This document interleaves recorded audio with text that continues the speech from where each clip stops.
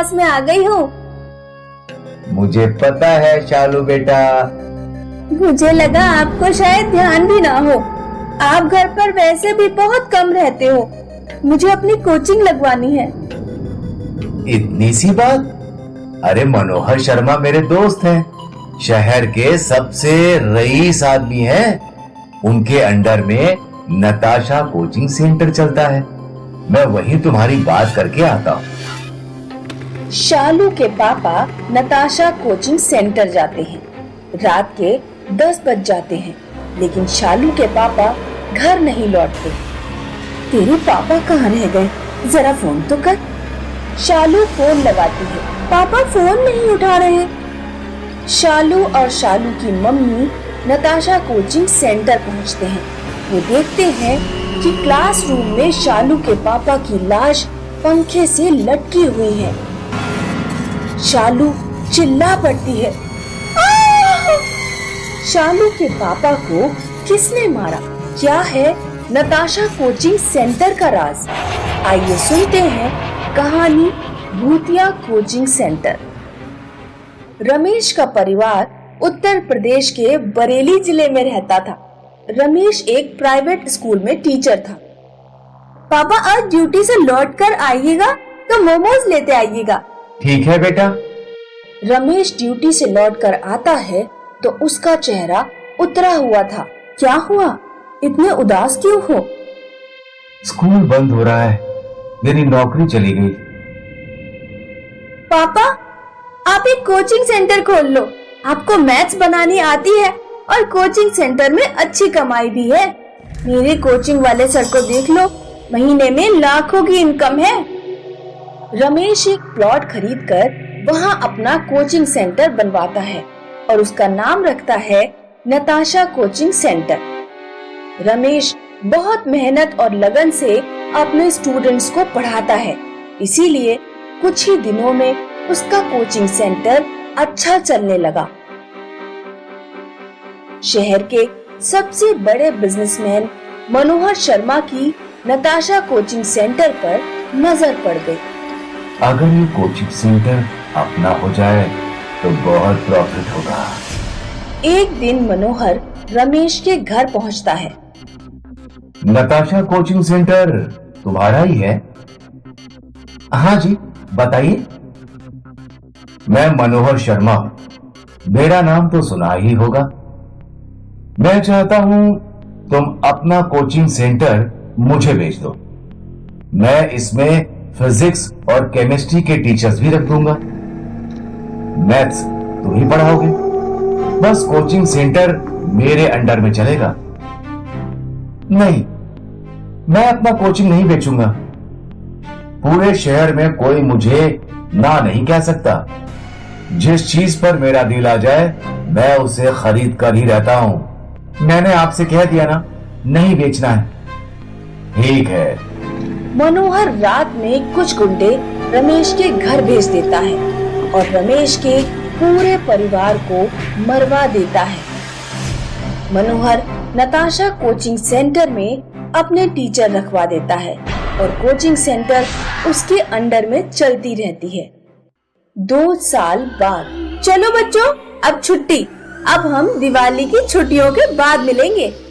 सारे स्टूडेंट्स चले जाते हैं और टीचर बोर्ड साफ करने लगता है। टीचर को 3 लोग बेंच पर बैठे दिखाई देते हैं। ये तीनों रमेश, रमेश की पत्नी और रमेश की बेटी के भूत थे। उनके चेहरे डरावने थे। अरे तुम लोग कौन हो? जाओ यहाँ से। तीनों आत्माएं टीचर का गला घोंटकर उसे मार देती हैं। अगले दिन मनोहर शर्मा कोचिंग पहुंचता है। सीसीटीवी चेक करो। मनोहर देखता है कि रमेश के पूरे परिवार का भूत टीचर को मार रहा है। अरे नहीं, ये तो वही तीनों लोग हैं। लगता है इनकी आत्मा भटक रही है। अगर ये सीसीटीवी फुटेज पुलिस के हाथ लग गई तो पुलिस रमेश के परिवार की हत्या की भी जांच करेगी और मुझ पर शक करेगी। इसलिए पुलिस स्टेशन जाना बेकार है। मनोहर घबरा जाता है। वो तुरंत अपने घर पहुंचकर पूरे घर में बॉडीगार्ड तैनात करवा देता है और एक तांत्रिक को बुलाकर पूजा पाठ करवाता है। वो तीनों आत्माएं मेरे पास तो नहीं आएंगी बाबा जी? नहीं, तुम निश्चिंत होकर सो जाओ। मनोहर रात में बिस्तर पर सो रहा है।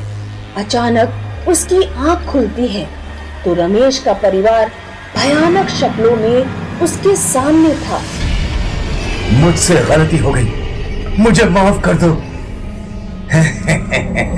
हमारा हंसता खेलता परिवार तूने अपने लालच के चक्कर में बर्बाद कर दिया। मनोहर अपने कमरे से बाहर भागता है और अपनी कार स्टार्ट करता है। वो कार से तांत्रिक के घर की ओर भागता है। तीनों आत्माएं उसकी कार में आ जाती हैं। अब तू हमसे बचकर कहीं नहीं भाग पाएगा। मनोहर डर के मारे कार नहीं संभाल पाता और उसकी कार खाई में गिर जाती है। मनोहर मर जाता है। आज भी नताशा कोचिंग सेंटर में रमेश की आत्मा भटकती है और लोग वहां जाने से डरते हैं। आजमगढ़ के एक घर में रात में चीखने चिल्लाने की आवाजें आती थीं। बचाओ! बचाओ! बचाओ! बचाओ! बचाओ हमें! और ऐसा क्यों है, आइए जानते हैं। रामानुज और उसका परिवार मद्रास के एक छोटे गांव में रहते थे। अम्मा, हमको आजमगढ़ जाना ही होगा। मेरा ट्रांसफर हो गया है। तू और तेरी बीवी जाओ, मैं और स्वरा यहीं रहेंगे। पर अम्मा, मैं तुम्हारे बगैर और अपनी गुड़िया के बगैर कैसे रह सकता हूँ? वो मुझे पता नहीं। मैं यहीं पैदा हुई हूँ और यहीं मरूंगी। वैसे भी मुझे नॉर्थ इंडिया नहीं जाना। वहाँ का रहन सहन और हमारा रहन सहन बहुत अलग है। और हमारी कुलदेवी वो भी तो यहीं है। मैं नहीं आ रही। तुझे चाहिए तो तू अपनी बेटी स्वरा को भी ले जा। वैसे भी वो बड़ी हो गई है। गांव में कॉलेज कहाँ है? वहाँ शायद इसकी पढ़ाई अच्छे से हो। अम्मा, क्या यह तुम्हारा आखिरी डिसीजन है? हाँ। रामानुज के लाख मनाने के बावजूद उसकी माँ आजमगढ़ आने के लिए तैयार नहीं थी। तो रामानुज, उसकी पत्नी और बेटी तीनों तैयारी करने लगे। स्वरा, याद रहे, वहाँ जाकर हमारे संस्कार भूलना मत और रोज कुलदेवी की पूजा करना, वरना वो नाराज हो जाएंगी और कुलदेवी को मनाना बहुत मुश्किल है। जी दादी। और अगले दिन रामानुज अपनी पत्नी और बेटी के साथ सरकारी गाड़ी में निकल पड़ा। पर उन्हें क्या पता था कि उनके साथ क्या होने वाला था। वो लोग तो बहुत खुश थे। कितना अच्छा होता ना अगर अम्मा हमारे साथ आती तो। तू तो अम्मा को जानती है, कितना समझाया मैंने, लेकिन वो माने तब ना।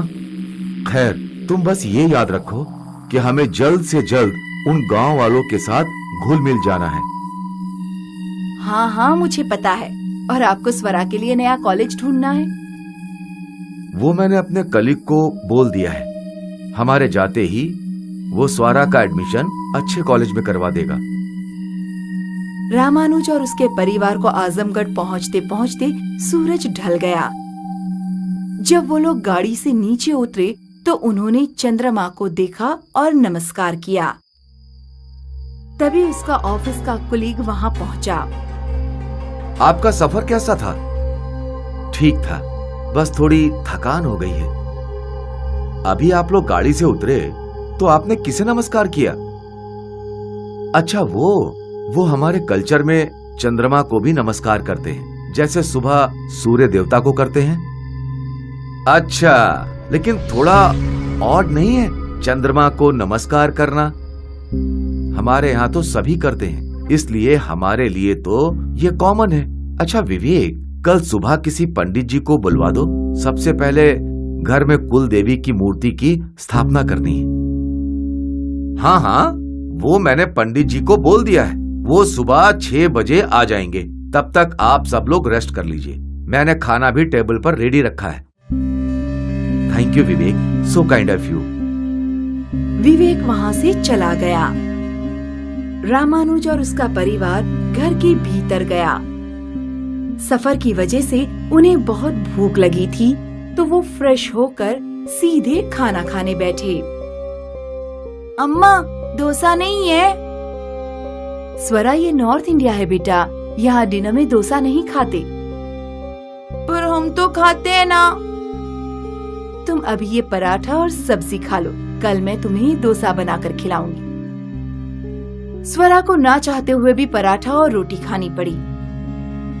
फिर वो लोग अपने अपने कमरे में जाकर सो गए। अगली सुबह पंडित जी आए कुल देवी की मूर्ति की स्थापना करने। जजमान, आपकी कुल देवी की मूर्ति की स्थापना करनी है ना? हाँ हाँ, आप अंदर आइए।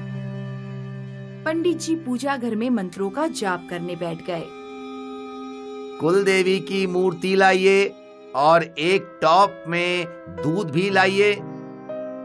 रामानुज की पत्नी दूध का बर्तन लेकर आई और रामानुज एक लाल कपड़े में लिपटी हुई कुल देवी की मूर्ति लेकर आया।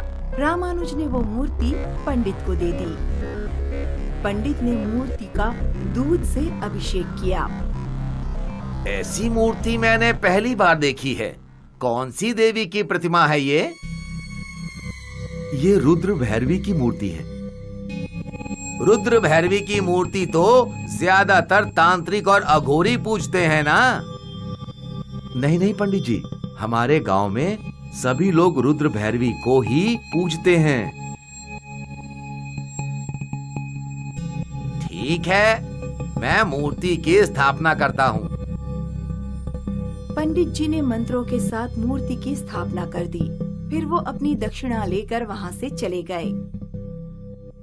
जब मंदिर में रामानुज के पड़ोसी आए तो पंडित जी ने उन्हें बताया, संभल कर रहना, तुम्हारे बगल वाले शायद तांत्रिक हैं। वो तो बहुत सीधे साधे दिखते हैं।